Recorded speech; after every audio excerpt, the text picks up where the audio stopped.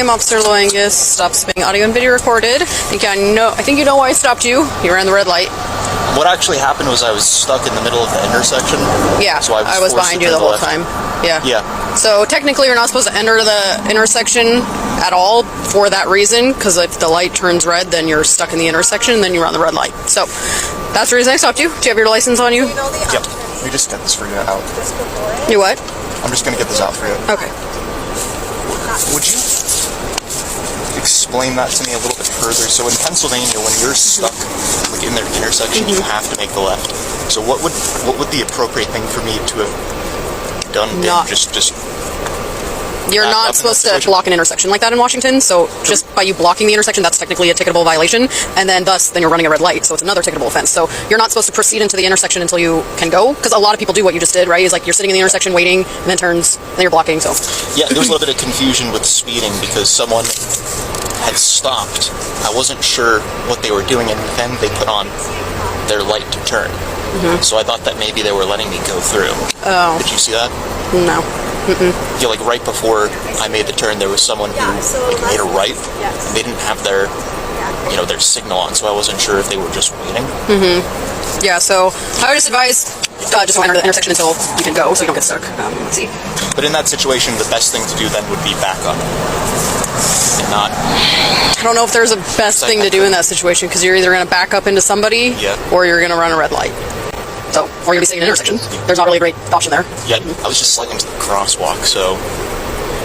where I'm from Pennsylvania, we actually don't have, like, crosswalks. Oh, so even if you're kind of slightly... there's a little bit more leeway as well. Like, there are a few lines. Like, there's one white line, and then there's another one. Like, there's, like a certain margin from which you can actually kind of put your vehicle, place your vehicle. Yeah, so I know laws vary state to state, but there is a law in Washington for blocking an intersection like that, proceeding through when you don't, when you're just stalling. I forget the actual ververbiage, I can find it for you, but it's like stalling, blocking an intersection. Yeah, I'm just curious about the law. I don't mean to... Oh, no, yeah, I can find it for you. Yeah. 1 second. That looks good on a Hyundai. I don't see Pennsylvania registration like at all. Okay, let's see. Okay. So I'm not writing a ticket or anything like that today. I understand you're from Pennsylvania, but in the future, don't proceed through the intersection. You can't get stopped for that alone unless you can clearly just clear it right away. Okay. So then basically, I understand. You're just supposed to wait behind the white line. Drivers do it all the time, but it never even occurred to me that that was actually something wrong. But well, except for the fact that I was blocking the crosswalk, which is what I went through. And states vary a lot from laws. Like Pennsylvania might not even have that law, but in Washington we do. I'm actually just from a very rural area, so we just don't have crosswalks. Oh. Unless I visit an area where there are crosswalks, and then it's not very frequent. Yeah. Yeah, I do apologize if I was asking you too many questions about the law. I wasn't trying to No, not at all. Like I understand you're not from here, so if you don't, a lot of people don't know a bunch of laws. Like I only know it because this is what I do, but yeah. If you're ever curious on any more laws, just RCW, and they can be hard to read because it's in like legal language, but hope that helps. Definitely. Yeah. Hello. How y'all doing? Good. Take your driver's license real quick if I could. See, he's right up on the van, man. He's right up on the back of that van. Go over for tailgating. Is this your car? Okay. Cool. Where you headed? Well, we're coming from WSU, and we're standing. What's WSU? University, basically. That is SWAT team area. So I'm having a hard time reading because of the traffic. So you're coming from Washington State University, and you're going there? Oh. We're going to be going to Pennsylvania. Oh, okay. Yeah. We're flying to let you drive hours. Hours, days. Hours. Drive. Okay.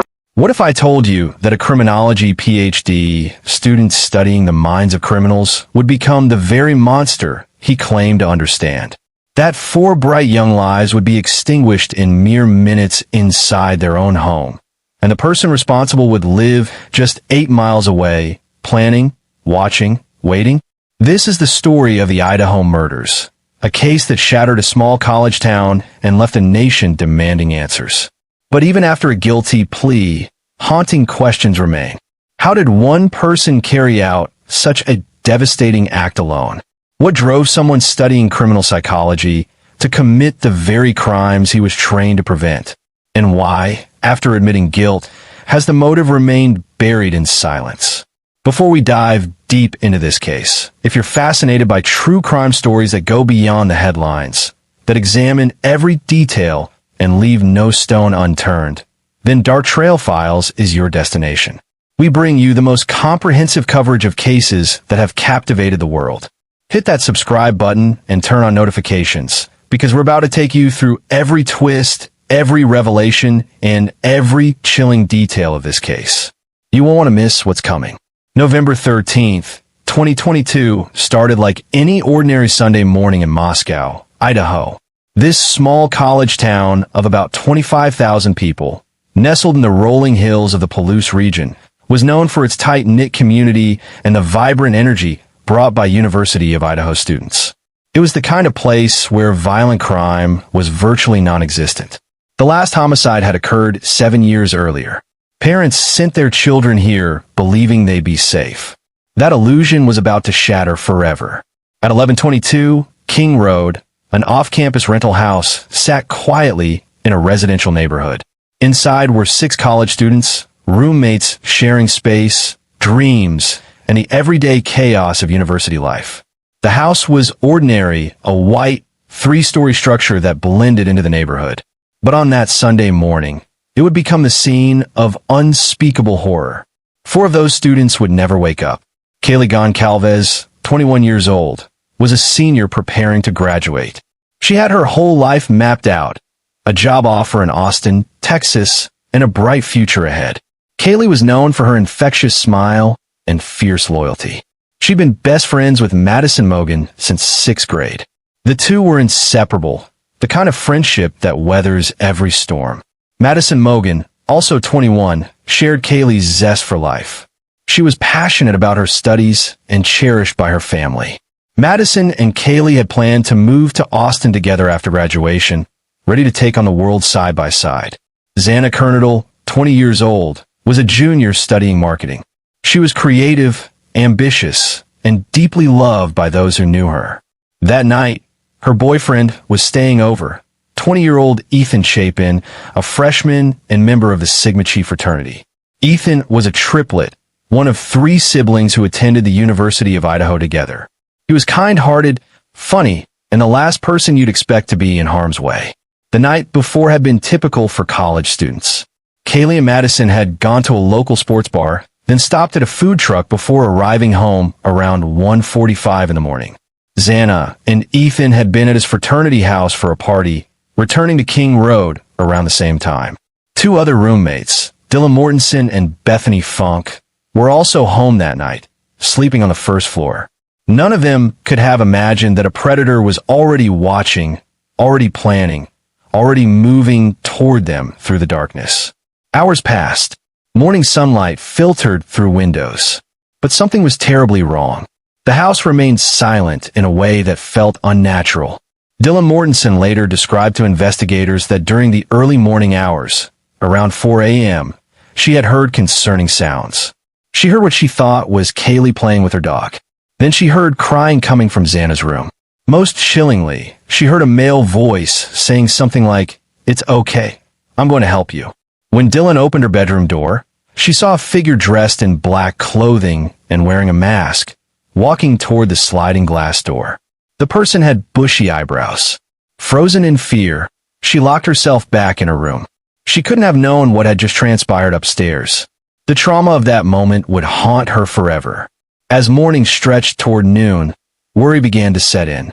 The roommates tried desperately to reach their friends. Text messages went unanswered. Phone calls rang endlessly. At 11:58 a.m., nearly 8 hours after the intruder had been seen, one of the surviving roommates made the call that would change everything. The 911 call that came in just before noon was frantic, confused, and would mark the beginning of one of the most intensive investigations Idaho had ever seen. 11:55 a.m. 42 seconds, November 13, 2022. 911 location of your emergency.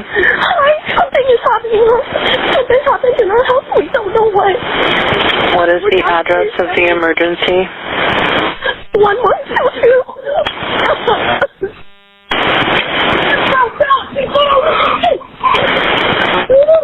What is the rest of the address? Oh, Kings Road. Okay. And is that a house or an apartment? It's a house. Can you repeat the address to make sure that I have it right? I'll talk to you guys. We live at the White, so we're next to them. I need someone to repeat the address for verification. The address, 1122 King Road. And what's the phone number that you're calling from? What's your phone number?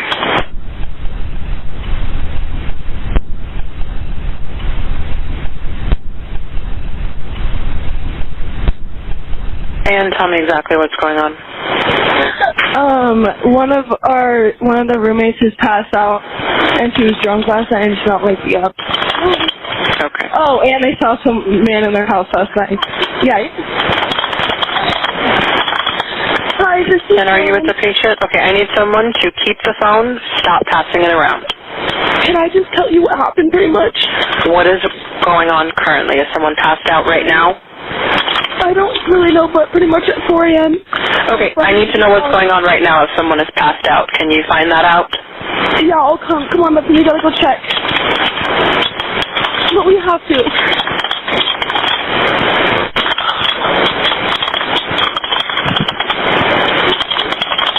Is he passed out?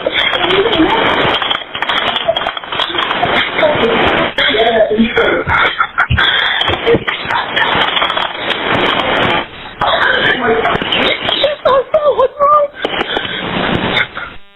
She's not waking up. Okay, one moment. I'm getting help started that way. Okay, thank you. What's wrong?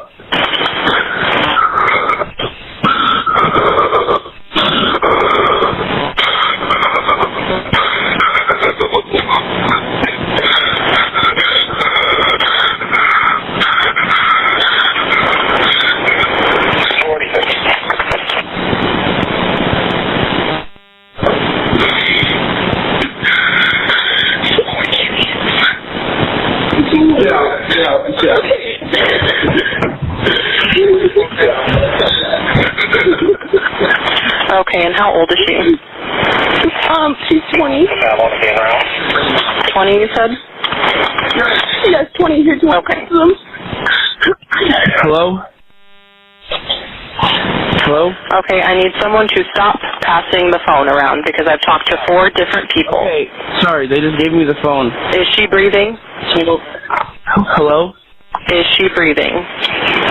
No. Okay.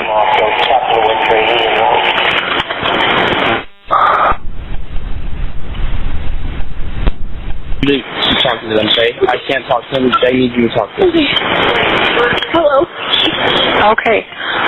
I've already sent the ambulance and law enforcement. Stay on the line. If there is a defibrillator available, send someone to get it now and tell me when you have it.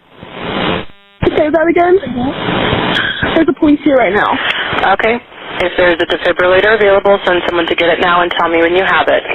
We don't have one. I think yes. Do you have a defibrillator? Yes, you have one. Are you talking to the officer? Yes. Okay, I'm going to let you go since he's there with you and can help you. Okay, thank you. Bye. Okay. 11:59 a.m. 49 seconds, November 13, 2022. The caller reported an unconscious person. When police arrived at King Road, they discovered something far worse than anyone had anticipated. Inside the home, they found 4 young people who had been stabbed to death while they slept. The brutality was shocking. The scene suggested an intense struggle had occurred. Blood-soaked sheets covered victims. Xana Kernodle showed defensive wounds on her hands. She had fought back. On the bed next to Kaylee's body, investigators found something crucial, a tan leather knife sheath. The killer had left it behind in what prosecutors would later call a crucial mistake. It would become the most important piece of evidence in the entire investigation. Moscow Police Chief James Fry faced immediate pressure. A quadruple homicide in a town this size was unprecedented. The community was terrified. Parents were pulling their children out of school. Students were fleeing campus. Everyone wanted answers, but investigators had almost nothing to work with. There were no signs of forced entry. No murder weapon recovered. No obvious suspect. Police poured over the crime scene, conducting one of the most thorough investigations in Idaho history. They collected DNA evidence, analyzed the layout of the house, interviewed hundreds of people, and chased down thousands of tips. The big break came from that knife sheath. DNA extracted from the snap button would eventually lead investigators to their suspect, but it would take weeks of painstaking work. Meanwhile, investigators discovered something else. Surveillance footage showing a white Hyundai Elantra driving near the victim's house multiple times on the night of the murders, arriving around 4:04 a.m. and leaving shortly after 4:20 a.m. The vehicle became a focal point. Police released information about the car to the public. Tips flooded in. Investigators went through tens of thousands of white Hyundai Elantras, checking registrations, cross-referencing locations. On November 29th, a Washington State University police officer, while searching vehicles matching the description, found one registered to Bryan Kohberger, a PhD student studying criminology just 8 miles away in Pullman, Washington. But having a suspect and building a case are two different things. Investigators needed to place Kohberger definitively at the scene. They needed DNA confirmation. They needed to build an airtight case before making an arrest. Cell phone records revealed something disturbing. Kohberger's phone had been near the King Road house at least 12 times before the murders, dating back to August 2022. Most of these visits occurred late at night or early in the morning. Why was he driving past their house? What was he looking for? After November 13th, those visits stopped completely. By December, investigators had narrowed in on Kohberger. He had left Idaho and driven across the country to his parents' home in Pennsylvania for the holidays. Police placed him under surveillance. On December 27th, investigators collected trash from the Kohberger family home. Inside that trash, they found a discarded cotton swab used by Kohberger's father. DNA analysis revealed that the father's DNA was consistent with being the biological father of the person whose DNA was found on the knife sheath left at the crime scene. It was the confirmation they needed. On December 30th, 2022, police arrested Bryan Kohberger at his parents' home in Pennsylvania. He was charged with 4 counts of first-degree murder and 1 count of burglary. The man who had been studying the criminal mind was now accused of being a criminal himself. Bryan Christopher Kohberger was 28 years old at the time of his arrest. He was a graduate student pursuing his PhD in criminal justice at Washington State University, specifically studying the minds of criminals. The irony was not lost on anyone. The man accused of murdering 4 people was literally studying why people murder. Kohberger grew up in Pennsylvania and had earned his undergraduate degree before moving west to pursue graduate studies. Those who knew him described him in conflicting terms. Some remembered him as quiet, awkward, someone who struggled with social interactions. Others recalled more concerning behavior. Documents released after his guilty plea revealed disturbing patterns. Female students at Washington State University reported that Kohberger had made them uncomfortable. One teaching assistant told investigators that Kohberger tried to use his authority inappropriately to interact with female students. Multiple women reported that he seemed to want a girlfriend and would discuss it frequently.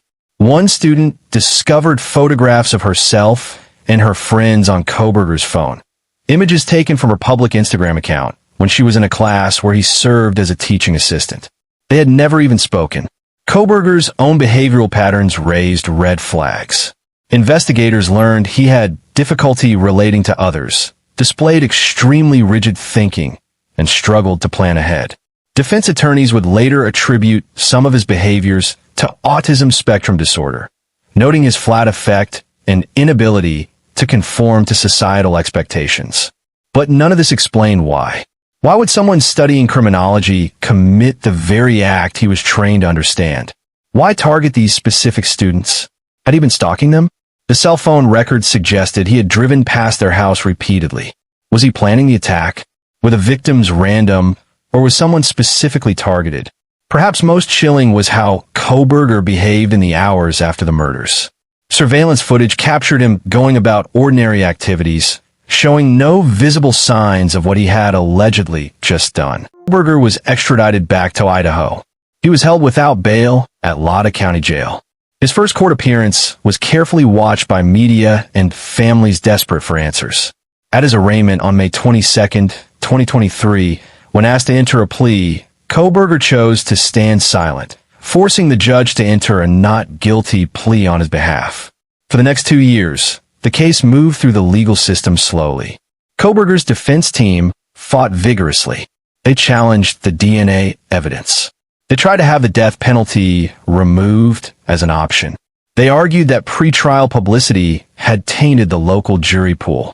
In September 2024, Judge Stephen Hippler agreed to move the trial from Moscow to Boise, the state capital, acknowledging concerns about impartial jury selection.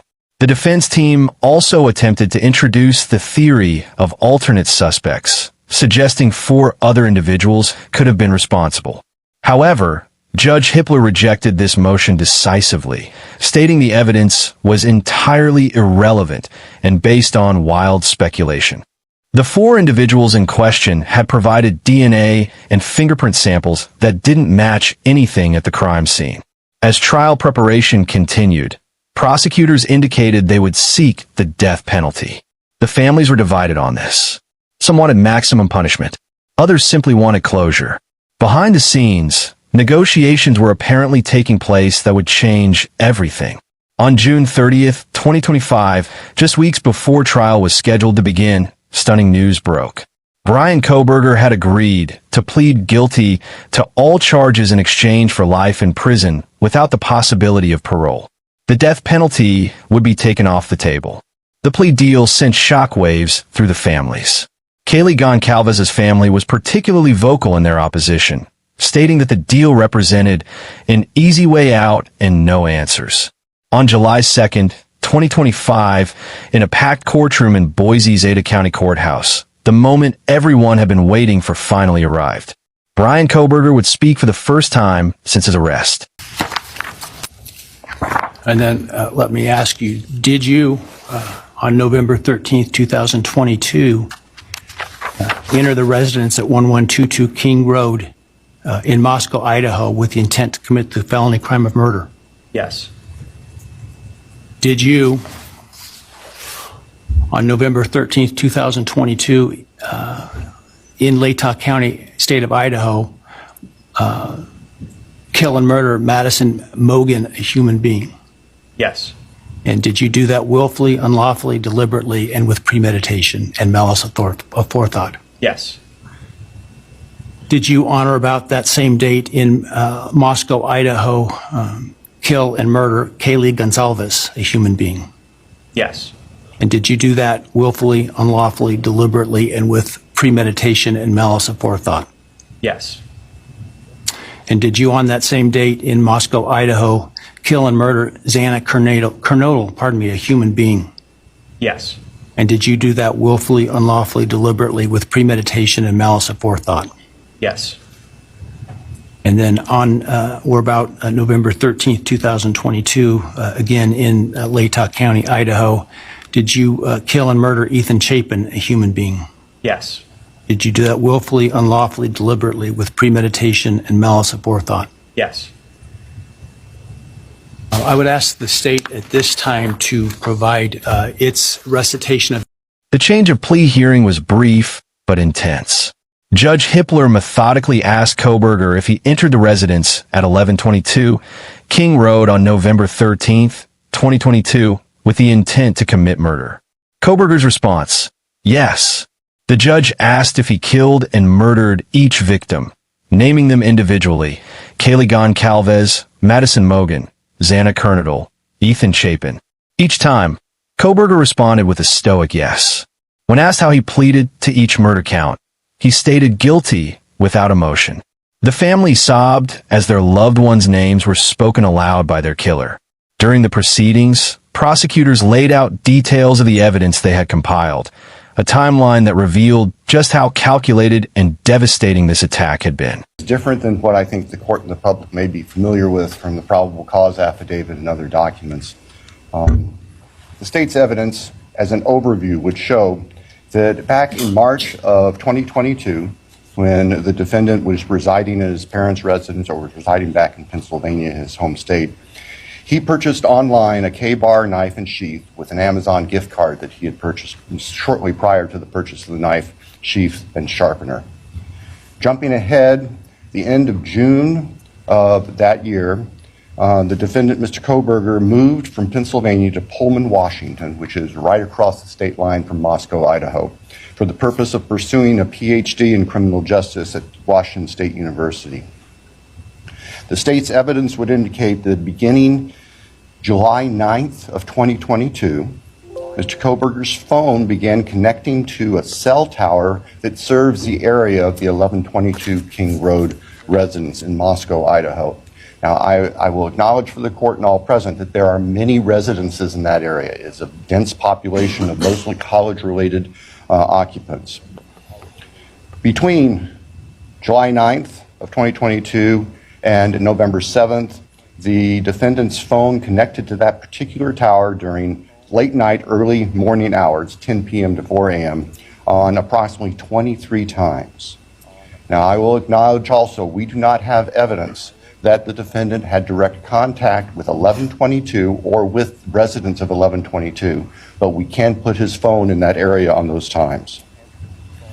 In the interim, on August 22nd of 2022, Lake Tahoe County Sheriff's Deputy Darren Duke conducted a traffic stop in the early morning hour or late evening hours, about 11 p.m. On the west side of Moscow, on the Moscow-Pullman Road.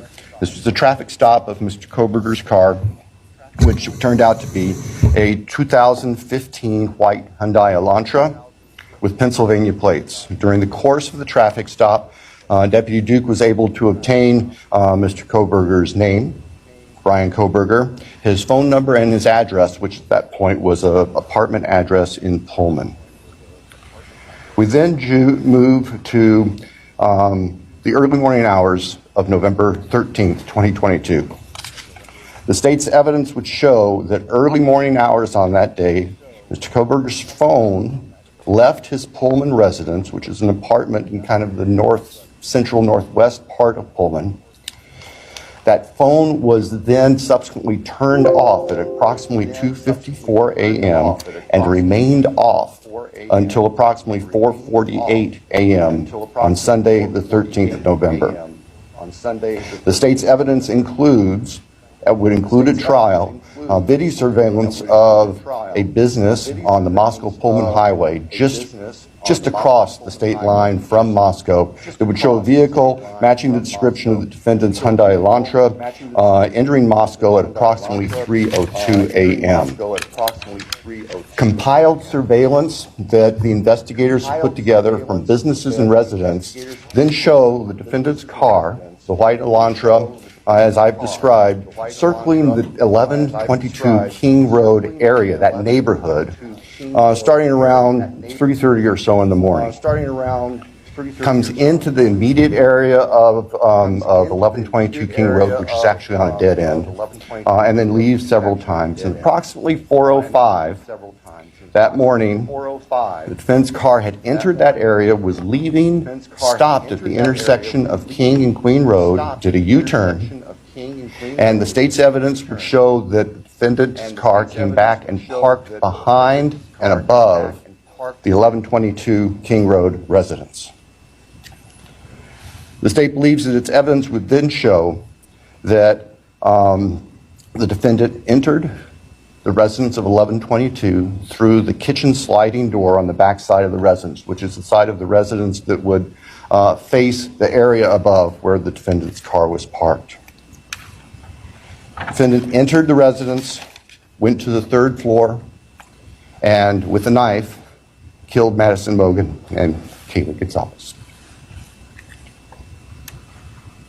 The defendant, as he left that room, for whatever reason, ended up leaving, or the sheath for a K-bar knife was left on the bed next to Madison Mogen's body.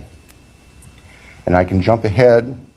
That sheath was tested by the Idaho State Police Forensic Lab and single source male DNA was found on the snap of that sheath, as well as blood from both Kaylee and Madison and other trace evidence. But it's important to note single source male DNA was on the snap of that sheath.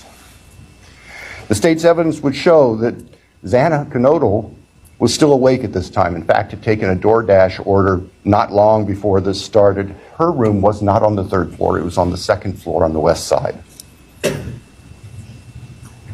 As the defendant was either coming down the stairs or leaving, he encountered Xana, and he ended up killing her, also with a large knife.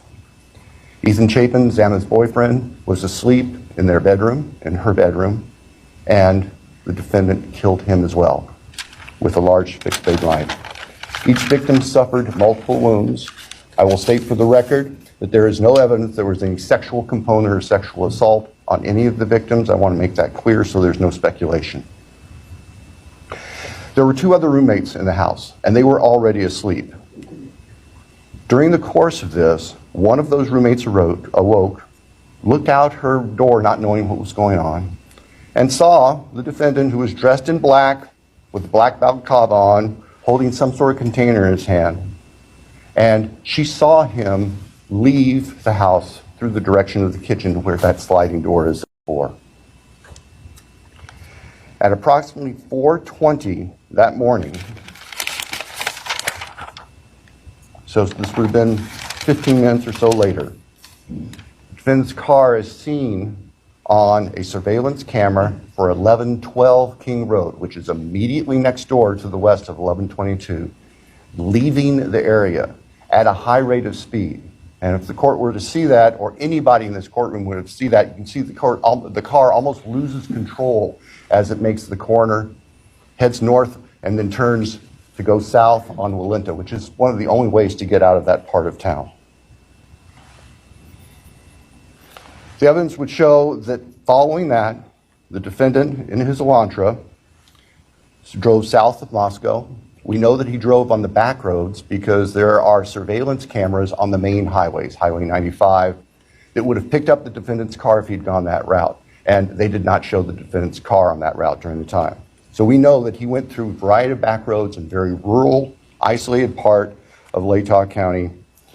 About 4:48 that morning, the defendant's phone comes back on.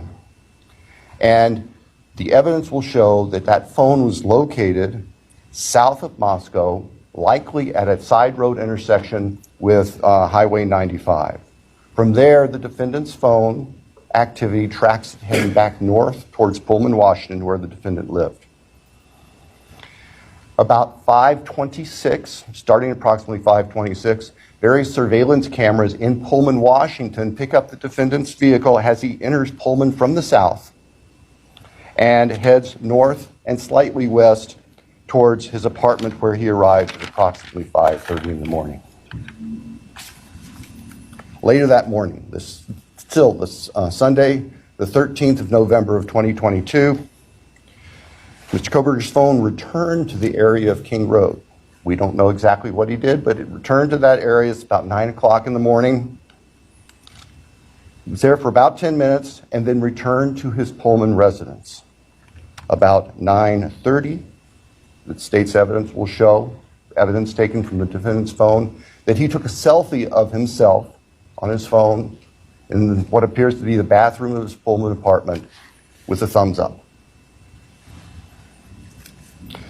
The defendant's phone then went to the Lewiston-Clarkston Valley, approximately 30 miles south of Moscow and Pullman. And the defendant is actually seen with his car at various businesses down there. This area is the confluence of the Clearwater River and the Snake River. Lewiston is Idaho's seaport. Large bodies of moving water down there. In addition to tracing the defendant's activities, as I've just outlined, on the 13th and leading up to the 13th, the state's evidence will show that following Sunday, November 13th of 2022, business records show that the defendant began searching for a K-bar knife and a K-bar knife sheath, as the state believes, to replace the one that was left at the scene of the murders. The evidence also will suggest that there were at least attempts by the defendant to delete or alter his purchase history on Amazon, where all these transactions had occurred.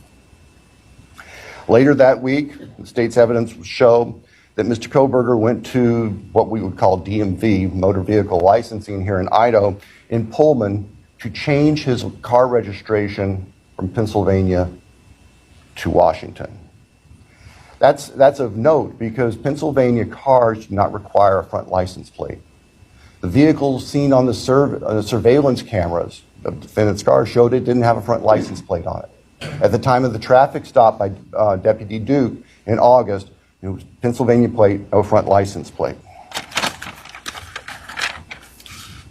Mr. Kohberger proceeded to finish his semester of studies at Washington State University and returned to Pennsylvania for the holidays. Law enforcement at this point were aware of Mr. Kohberger, had been accessing information about him, were trying to find him. They located him in Pennsylvania, and they conducted what's called a trash pull. During the nighttime hours, agents of the FBI, who assisted immensely with this case, working with the sanitation department back in this neighborhood in Pennsylvania, took trash that had been set out on the street for collection, sent the contents of that from the Pennsylvania residence of the defendant's parents to the Idaho State Forensic Laboratory, where the lab experts there were able to identify DNA on a Q-tip as coming from the father of the person whose DNA was found on the knife sheath that was next to Madison Mogen's body in the bed. Subsequently, an arrest warrant was issued here in Idaho, and a search warrant was issued in the state of Pennsylvania with the assistance not only of the FBI, but the Pennsylvania State Police. Mr. Kohberger was arrested at his parents' home to return to Idaho. Upon his return to Idaho, a DNA sample was taken from him, and it matched the DNA found on the knife sheath next to Maddie's body at the crime scene. I can tell the court, in public, the weapon itself, the knife, has not yet been recovered. I can tell the court that the defendant's apartment in Pullman was searched, as well as his office. Spartan would be a kind characterization. There was virtually nothing there. Nothing of evidentiary value was found. And of course, we are now talking 6-8 weeks after the time of the killings. In Pennsylvania, the defendant's car was seized, and it was actually pretty much disassembled internally. And it also had been cleaned. There was a bucket of cleaner right beside it. I think we can all look to our own cars, you know, in those compartments in the doors. Even we try to keep them clean where you put stuff. There's always some degree of crud in there. They were spotless. The defendant's car had been meticulously cleaned inside. And the state would present to the jury that that was part of the defendant's plan in covering up this. The defendant has studied crime. In fact, he did a detailed paper on crime scene processing when he was working on his pre-doctorate degrees, and he had that knowledge and skill. So, Your Honor, at the end, the state submits that the evidence that I've given just a quick overview of, and that to present in court would consume weeks, which the state is prepared to do and has been prepared to do, would show that as the defendant has just admitted and pleaded guilty on November 13th, 2022, excuse me, Mr. Kohberger entered the residence at 1122 King Road in Moscow, Idaho. He did that with the intent to kill. We will not represent that he intended to commit all of the murders that he did that night, but we know that that is what resulted, and that he then killed intentionally, willfully, deliberately, with premeditation, and with malice forethought, Maddie Mogen, Kaylee Goncalves, Ethan Chapin, and Xana Kernodle. Thank you. Thank you. Prosecutor Bill Thompson revealed that on the morning of November 13th, Kohberger had parked his white Hyundai Elantra behind the victim's house. He entered through an unlocked sliding glass door leading to the kitchen. He moved through the house with purpose, heading directly to the third floor where Kaylee and Madison were sleeping. Both were stabbed to death in Kaylee's room. They died together, just as they had lived side by side. Kohberger left behind the knife sheath on Kaylee's bed. He then moved to the second floor, where Xana Kernodle was still awake. Evidence suggested she fought back desperately. She and Ethan Chapin were both killed in her room. The entire attack lasted approximately 15 minutes. The murder weapon, described as a Ka bar-style fixed-blade knife, has never been recovered. Investigators conducted extensive searches but came up empty. Kohberger later used software to wipe many of his electronic devices before investigators could extract evidence. Despite the guilty plea, he refused to reveal the location of the weapon or provide a full confession explaining his motivations. On July 23, 2025, Bryan Kohberger returned to court for his sentencing hearing. This would be the moment when the families could finally address the man who had destroyed their lives. I hereby sentence Mr. Kohberger as follows. On count 1, burglary, 10 years fixed, 0 years indeterminate. I also impose a fine of $50,000. Count 2, first-degree murder of Madison Mogen. I sentence the defendant to a fixed term of life imprisonment without the possibility of parole, a fine of $50,000, and a civil penalty of $5,000 payable to the family of the victim. On count 3, for first-degree murder of Kaylee Goncalves, I sentence the defendant to a fixed term of life imprisonment without the possibility of parole, a fine of $50,000, and a civil penalty of $5,000 payable to the victim of the family, or to the family of the victim, pardon me.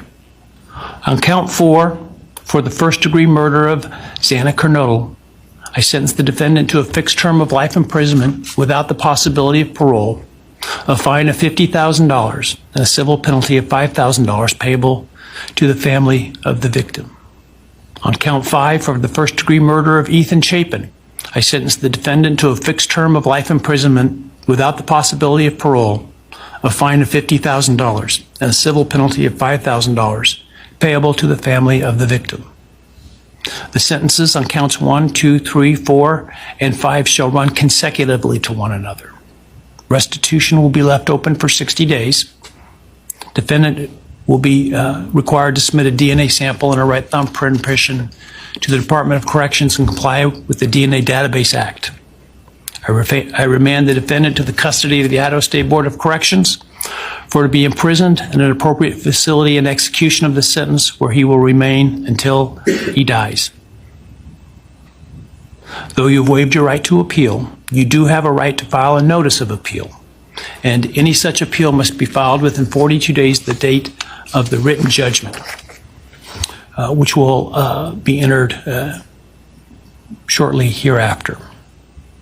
Though the appeal, you should be aware, may be deemed a violation of the plea agreement, and so I certainly suggest you discuss that with counsel if that is your desire. The sentencing hearing was emotionally devastating. One by one, family members stood and confronted Kohberger, their voices breaking, their pain palpable. Kaylee Goncalves' sister, Olivia, delivered one of the most powerful victim impact statements the courtroom had ever witnessed. I'm not here today to speak in grief. I'm here to speak in truth. Because the truth is, my sister Kaylee and her best friend Maddie were not yours to take. They were not yours to study, to stalk, or to silence. They were two pieces of a whole, the perfect yin and yang. They are everything that you could never be. Loved, accepted, vibrant, accomplished, brave, and powerful. Because the truth about Kaylee and Maddie is they would have been kind to you. If you had approached them in their everyday lives, they would have given you directions, thanked you for the compliment, or awkwardly giggled to make your own words less uncomfortable for you. In a world that rejected you, they would have shown mercy. Because the truth is, I'm angry. Every day I'm angry. I'm left shouting at the inside of my own head everything I wish I could say to you. The truth about me is when I heard the news, I didn't cry. I listened for them. I promised them I would. That I would fight for them. That I would show up no matter what it cost me. I swore I'd never let let them feel alone. Because you see, I've always been their heavyweight. I've always been the one to fight the battles they didn't feel ready to fight themselves. All it ever took was a call, and they knew I would handle it for them, no matter the time, no matter the cost. They could wave their white flag because they knew I would never back down, not for them, and not even death could change that. Somewhere along the line, I started to think about what I would say to them if I was given just one last chance. If I could gather enough heartbreak or love or sacrifice or whatever it took to get just one message across, what would I say? Throughout this entire process, I've written my feelings down at every moment. My wishes, my love, my denial, my anger. And as one final act of love, I'd planned to read these thoughts, even jarring and discombobulating and not even making sense. Because for me, that was true love. As bare and as naked as it could be, not laced in pretty words or dressed for the occasion, but written through bleary eyes at 2 a.m. with clenched fists, angry at this reality. My true final act of love was to continue on without them, for them. That dream to read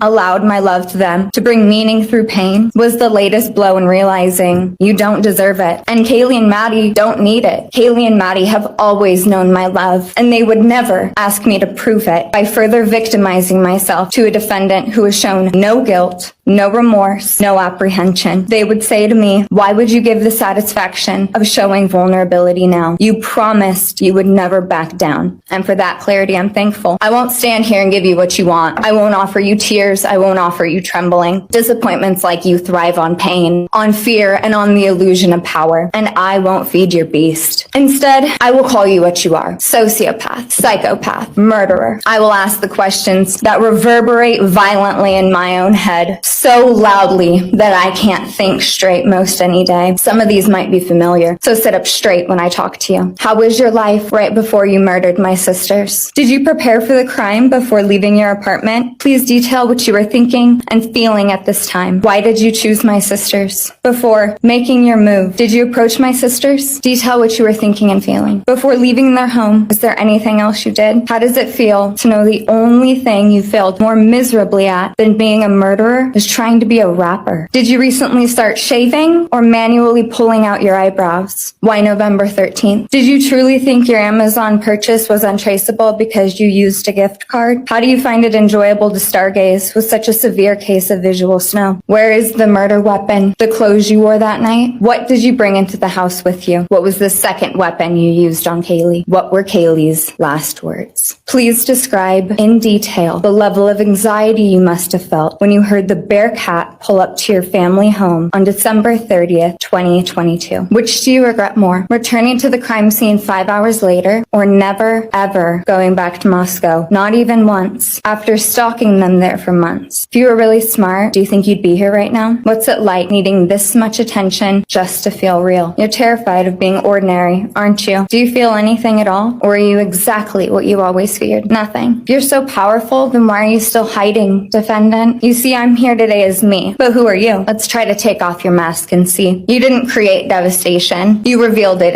in yourself. And that darkness you carry, that emptiness, you'll sit with it long after this is over. That is your sentence. And it was written on the wall long before you ever pled guilty. You didn't win. You just exposed yourself as the coward you are. You're a delusional, pathetic, hypochondriac loser who thought you were so much smarter than everybody else, constantly scolding, turning your nose up to grammar mistakes, nitpicking and criticizing others. You wanted so badly to be different, to be special, to be better, to be deep, to be mysterious. You found yourself thinking you were better than everyone else, and you thought you could figure out the human psyche and see through it, all while tweaked out on heroin. Lurking in the shadows made you feel powerful because no one ever paid you any attention in the light. You thought you were exceptional, all because of a grade on a paper. You thought you were elite because your online IQ test from 2010 told you so. All of that effort just to seem important. It's desperate. There is a name for your condition, though. Your inflated ego just didn't allow you to see it. Wannabe. You act like no one could ever understand your mind, but the truth is you're basic. You're a textbook case of insecurity disguised as control. Your patterns are predictable. Your motives are shallow. You are not profound. You're pathetic. You aren't special or deep, not mysterious or exceptional. Don't ever get it twisted again. No one is scared of you today. No one is intimidated by you. No one is impressed by you. No one thinks that you are important. You orchestrated this like you thought you were God. Now look at you, begging a courtroom for scraps. You spent months preparing, and still all it took was my sister in a sheath. sheath. You work so hard to seem dangerous, but real control doesn't have to prove itself. The truth is, the scariest part about you is how painfully average you turned out to be. The truth is, you're as dumb as they come. Stupid, clumsy, slow, sloppy, weak, dirty. Let me be very clear. Don't ever try to convince yourself you mattered just because someone finally said your name out loud. I see through you. You want the truth? Here's the one you'll hate the most. If you hadn't attacked them in their sleep, in the middle of the night, like a pedophile, Kaylee would have kicked your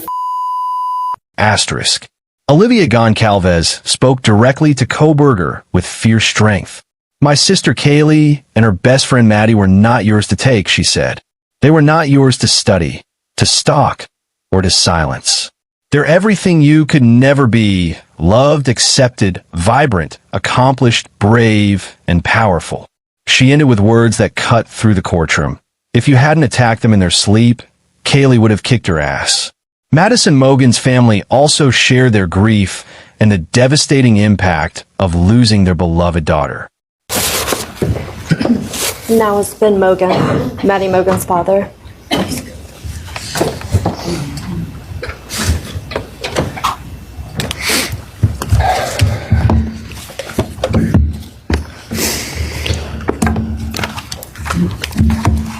I'm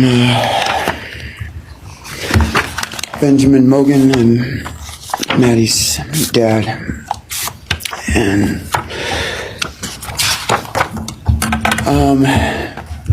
first I just want to say thanks to all the people that helped bring this all to a close. I know it's not the resolution that everyone,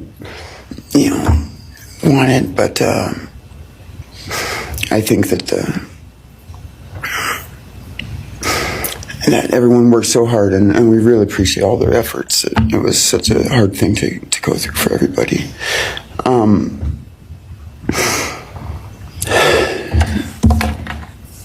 Maddie was my only child that I ever had.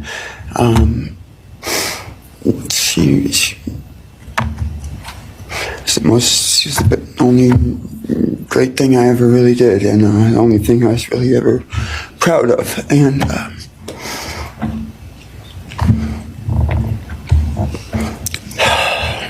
I thought we would have the rest of our lives together to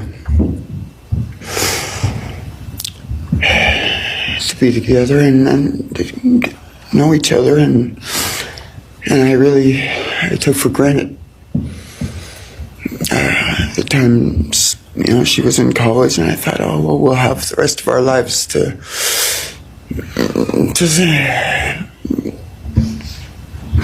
do all the stuff that we're supposed to do, and she was just about done. She actually earned all of her credits for her college degree, and Karen and Scotty and I got to go and get her diploma that she actually earned, and she served every bit of that. And but I thought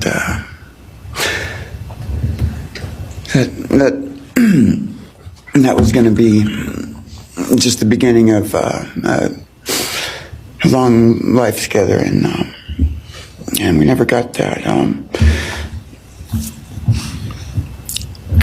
Karen and Scotty did such a great job raising her after Karen and I split up, and I'm so thankful for Scotty and the role that he played in her life when I wasn't able to. But we got to spend a lot of great times together, Maddie and I. She was my favorite person to go to a concert with. We got to see some fun shows together, and I told her, if there's ever a show that you want to go to, let me know, and I'll get you tickets for you and your friend, or if we want to go together, we'll make it happen. And my favorite memory with her was when the Mac Miller show sold out here in Spokane, and everyone wanted tickets, no one could get them, and on the last day before the show, they did a radio thing, and I got 4 meet and greet tickets for Maddie and her friends, and me to go and see the show, and that was her favorite artist at the time was Mac Miller, and he's gone now too. And my little cousin Zach drove us all there that night, and he's gone too, tragically. And anyway, the last thing that she ever wrote to me was this Father's Day card, and I'm so glad I still have it. I'm just going to read what she said. It says, "Happy Father's Day. I hope you have the best day. I can't wait till we can hang out again soon. I'll be in Coeur d'Alene, 6:24 to 7:4. Hopefully we can find a time then. I love your birthday card that you sent me, by the way. Maybe we can see a concert sometime soon. I'd love to see the gorge when it's not so smoky out. I hope you're doing well. I'm proud of how far you've come.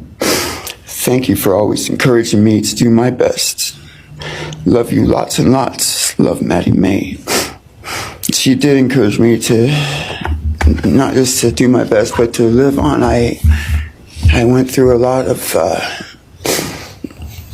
issues with addiction and with substance abuse, and when I wasn't wanting to live anymore, she was what would keep me from just not caring anymore, and knowing that she was out there and that she was just such a beautiful person kept me alive a lot of rough moments, and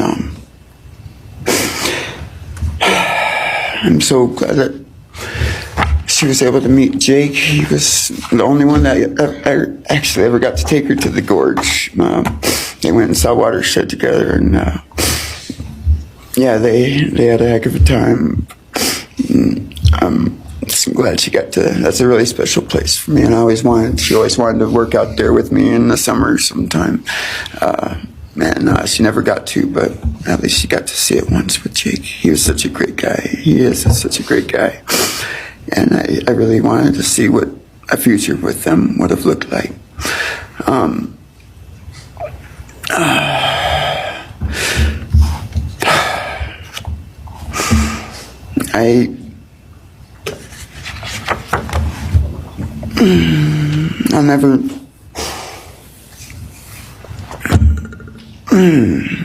never be able to replace her. I wrote a bunch of stuff. I just don't know what to say right now. Except I just miss her so much, and I just love her more than anything. And this shouldn't have happened. And a death sentence is one thing. When it's going to happen, and it's going to be all gentle and stuff. But life without parole, with a building full of people that all just want you to not be around anymore, and winking at every morning, not knowing if that's the day they're going to pull your card. I mean, it's not a very nice sentence either. So, I don't know. I just love you, Maddie, and I wish you were still here. Ben Mogen and his wife, Karen, spoke about the daughter they would never see graduate, never walk down the aisle, never hold grandchildren from. They described the hole in their lives that could never be filled. Xana Kernodle's aunt, Kim Kernodle, took a different approach, telling Kohberger she had forgiven him. "I can no longer live with that hate," she explained. "Anytime you want to talk and tell me what happened, I'm here, no judgment." It was an extraordinary moment of grace in the midst of overwhelming grief. Perhaps the most anticipated statement came from Dylan Mortensen, one of the surviving roommates who had seen the killer that night. She was speaking publicly for the first time. Dylan, just take your time, all right?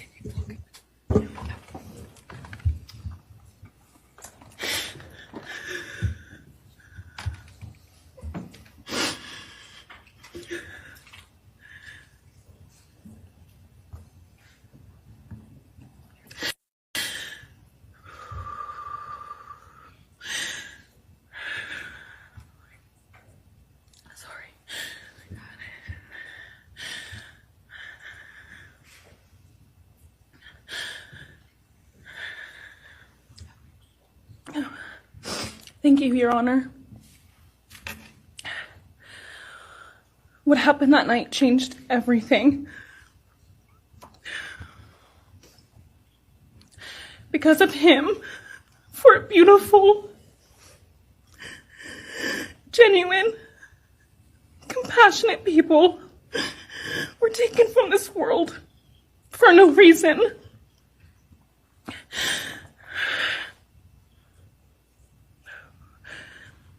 He didn't just take their lives.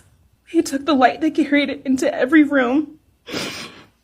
He took away how they made everyone feel safe, loved, and full of joy. He took away the ability for me to tell them that I love them and that I'm so proud of them. He took away who they were becoming and the futures they were going to have. He took away birthdays, graduations, celebrations, and all the memories that we were supposed to make. All of it is gone. And all the people who loved them are just left to carry that weight forever. He didn't just take them from the world. He took them from me, my friends, my people who felt like my home, the people I looked up to and adored more than anyone. He took away my ability to trust the world around me. What he did shattered me in places I didn't know could break. I was barely 19 when he did this. We had just celebrated my birthday at the end of September. I should have been figuring out who I was. I should have been having the college experience and starting to establish my future. Instead, I was forced to learn how to survive the unimaginable.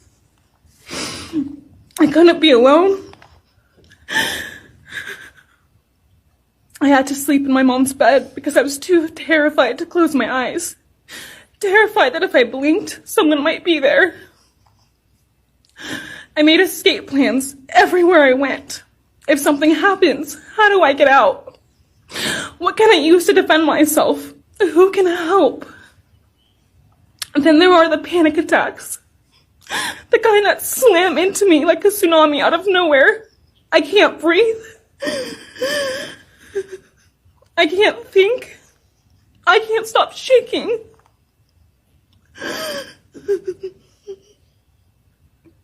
All I can do is scream because the emotional pain and the grief is too much to handle. My chest feels like it's caving in. Sometimes I drop to the floor with my heart racing, convinced something is very wrong. It's far beyond anxiety. It's my body reliving everything over and over again. My nervous system never got the message that it is over, and it won't let me forget what he did to them. People call me strong. They say I'm a survivor, but they don't see what my new reality looks like.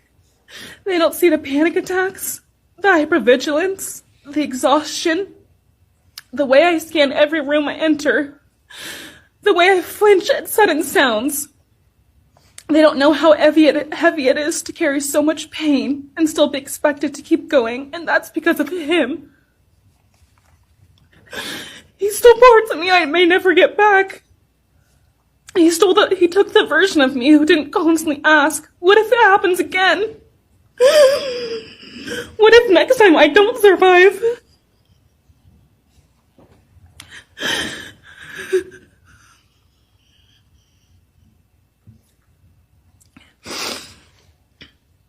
He may have shattered parts of me, but I'm still putting myself back together.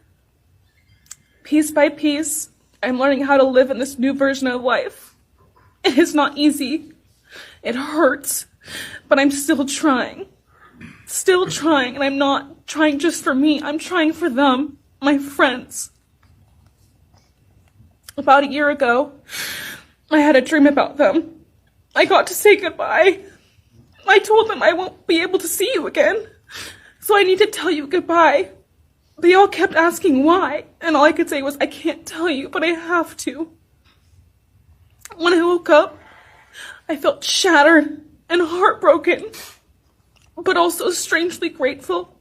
Like maybe in some way that dream gave us the goodbye we never got. Still, no dream can replace them, and no goodbye will ever feel finished. He is a hollow vessel, something less than human. A body without empathy, without remorse. He chose destruction. He chose evil. He feels nothing. He tried to take everything from me. My friends, my safety, my identity, my future. He took their lives, but I will continue trying to be like them, to make them proud. Living is how I honor them. Speaking today is to help me find some sort of justice for them. And I will never let him take that from me. He may have taken so much from me, but he will never get to take my voice. He will never take the memories I had with them. He will never erase the love we shared, the laughs we had, or the way they made me feel seen and whole. Those things are mine. They are sacred, and he will never touch them. I get to feel sadness. I get to feel rage. I get to feel joy even when it's hard. I get to feel love even when it hurts. I get to live. And while I will still live with this pain, at least I get to live my life. He will stay here, empty, forgotten, and powerless. Dylan, thank you so much for your courage. I appreciate it. Dylan Mortensen sobbed as she described the panic attacks that now controlled her life, the survivor's guilt that haunted her every moment. She described waking up in terror, the images that never leave her mind. Her pain was raw and heartbreaking. She carried the weight of having survived when her friends did not, of having seen the killer and not immediately realizing what had happened. When all statements concluded, Judge Stephen Hippler addressed Kohberger directly. He acknowledged that the motive may never be known. He sentenced Kohberger to 4 consecutive life sentences without the possibility of parole for the murder charges, plus the maximum penalty of 10 years for the burglary charge. Bryan Kohberger, at 30 years old, would spend the rest of his life in the Idaho Maximum Security Institution in Xana, Idaho, where the state's most dangerous inmates are housed. Kohberger declined to speak at his sentencing. He offered no apologies, no explanations, no remorse. He simply stood silently as his fate was sealed. Despite the guilty plea, despite the conviction, despite the justice served, fundamental questions remain unanswered. The Moscow Police Department held a press conference after sentencing and admitted they still do not have a motive. They don't know which victim, if any, was specifically targeted. Former police chief James Fry acknowledged there was a reason that this particular house was chosen. What that reason is, we don't know. Investigators never found a connection between Kohberger and the victims. They looked for social media links, common friends, previous interactions. Nothing. So why these 4 students? Why this house? Could Bryan Kohberger have committed these murders alone? The brutality and speed of the attack raised questions. He allegedly killed 4 people in approximately 15 minutes, navigating a 3-story house he'd never been inside, in darkness, while at least one victim fought back. How did one person accomplish this without waking the entire house? The 2 surviving roommates heard sounds, but didn't realize what was happening until hours later. Some have wondered, was there someone else involved? Was there an accomplice who has never been identified? Prosecutors maintain that all evidence points solely to Kohberger. The DNA evidence, the cell phone data, the vehicle sightings, everything connects to him alone. But the question lingers in the minds of those seeking to understand how such devastation could be wrought by a single individual. And if he truly acted alone, why did he do it? What drove a man studying criminal psychology to become the subject he studied? Was it a compulsion? A desire for notoriety? Did he see himself as conducting some twisted research? Was he practicing what he'd learned in his studies? Kohberger's refusal to explain himself has left families without closure. They have justice, but they don't have answers. They have a guilty verdict, but they don't have understanding. The Goncalves family specifically wanted the plea deal to include a full confession and the location of the murder weapon. Prosecutors explained they had no legal means to compel those revelations. Even the investigation revealed concerning patterns that went nowhere. Kohberger had photos of female students on his phone, students he had no apparent reason to photograph. He had driven past the victim's house at least 12 times before the murders. But were the victims truly random, or was one of them specifically targeted and the others simply in the wrong place at the wrong time? The roommates reported strange occurrences in the weeks before the attack. They had seen a man staring at one of the victims. Was that Kohberger conducting surveillance? Was he studying them, learning their patterns, planning his attack? The premeditation seems clear from the evidence, but the reasoning remains locked in Kohberger's mind. The house at 1122 King Road no longer exists, despite protests from some family members who believed it should be preserved as evidence. The University of Idaho demolished the structure in December 2023. The demolition took less than 2 hours, removing a physical reminder of horror, but unable to erase the memories. The University of Idaho community has struggled to heal. Students returned to campus knowing that one of their own, a graduate student from a neighboring university, had targeted and killed 4 of their peers. Trust was shattered. The sense of safety that small college towns pride themselves on was gone. Moscow, Idaho, will forever be associated with these murders. A town that hadn't seen a homicide in 7 years experienced the worst mass killing in its history. The residents, the first responders, the investigators, all were traumatized by what they witnessed and what they had to process. For the families, time moves differently now. Every milestone is marked by absence. Kaylee and Madison never got to move to Austin together. They never graduated. Xana never finished her marketing degree. Ethan never got to experience the rest of his college years with his siblings. The futures they should have had were stolen in a matter of minutes by someone they likely never even knew existed. The case captured international attention because it represented every parent's nightmare. Children sent away to college to learn and grow and experience life, never coming home. It represented the randomness of violence, the impossibility of protecting those we love from dangers we cannot anticipate. Following Kohberger's sentencing, Judge Hippler lifted the gag order that had prevented officials from discussing the case. The Moscow Police Department began releasing documents from the investigation, hundreds of pages of reports, interviews, timelines. These documents revealed the massive scope of the investigation. The thousands of tips followed, the tireless work of investigators who refused to give up until they found their suspect. But even with all those documents, even with a guilty plea, even with life sentences handed down, the fundamental question remains: why? Why did Bryan Kohberger do this?